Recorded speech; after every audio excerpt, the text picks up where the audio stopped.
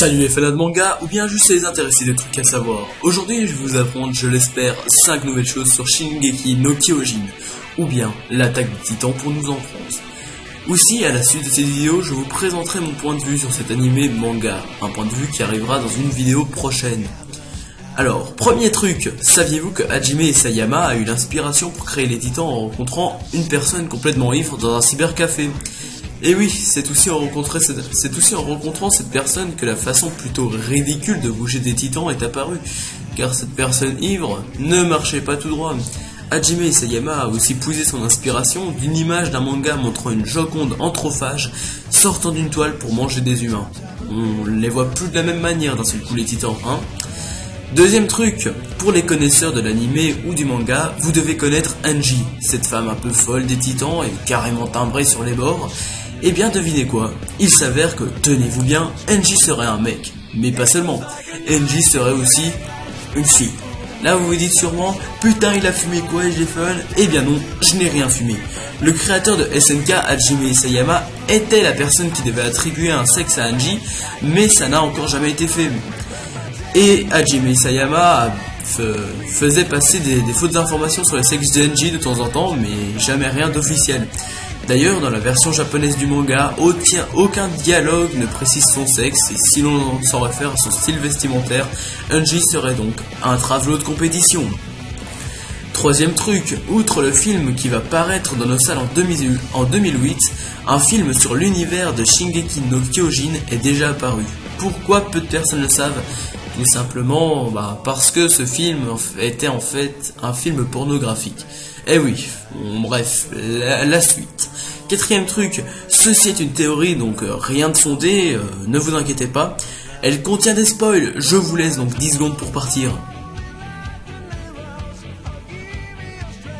Si vous ne voulez pas vous faire spoil, évidemment. J'attends. Bien, c'est fini.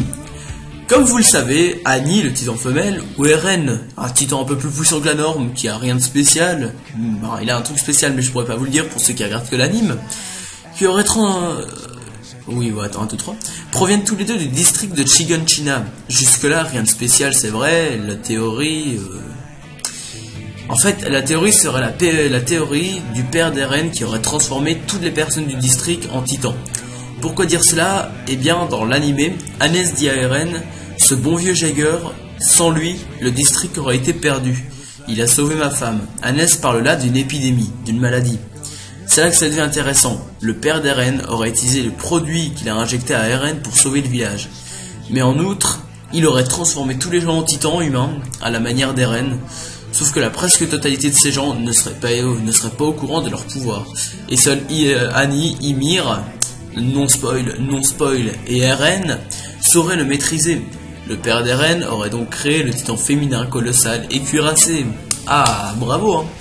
Cinquième truc, dans l'histoire alternative de l'univers principal de Shingeki, appelé Levi Rebirth, il y a une petite erreur à un moment. À la fin du premier tome, un titan déviant attaque le groupe du bataillon, et au moment où les hommes du bataillon le voient, il crie gabarit de 20 mètres, droit devant. Or, dans l'histoire principale, il a été stipulé que les titans faisaient maximum 15 mètres, titan colossal excepté. C'est une petite erreur que j'ai tout de suite spotée quand j'ai lu le manga. Voilà, c'est fini, ça vous a plu? Si c'est le cas, vous pouvez cliquer sur le bouton bleu et vous abonner, ça m'encouragera à continuer ce genre de projet, plutôt long à écrire, et à rechercher aussi. Je vais bientôt vous faire une vidéo sur mon point de vue sur SNK, mes ressentis, mais ça je vous l'ai déjà dit. Bref, je vous dis à la prochaine, bye bye, c'était SG Fun. Ah, aussi une petite précision, pour la théorie du père d'Eren, je dis qu'il aurait injecté le produit qui est en titan, parce que les titans sont beaucoup plus résistants, ne subissent pas les maladies. Pour moi, ça sera un petit peu un gros argument de la théorie. Allez, bye bye.